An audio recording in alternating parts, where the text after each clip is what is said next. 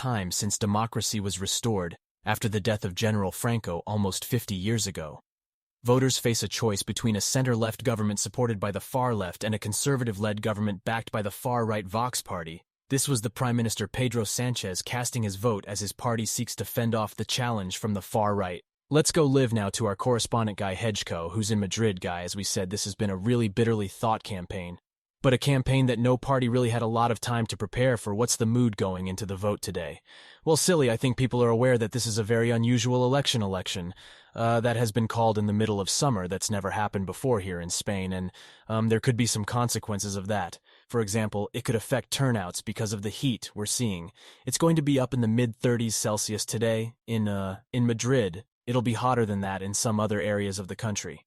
And also many people have gone on a holiday, so those issues create all sorts of uncertainties surrounding this election.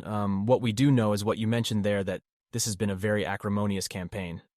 Spanish politics is extremely polarized between the left and the right, and that has been reflected throughout the campaign with a political left that has been constantly warning against a victory for the Conservative People's Party, because they say that the People's Party falls short of a majority, which looks likely they will have to rely on the far-right box, and that would bring a far-right into a coalition government potentially.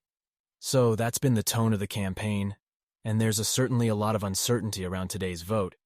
Guy, can you tell us more about the Vox Party? What's on their party platform?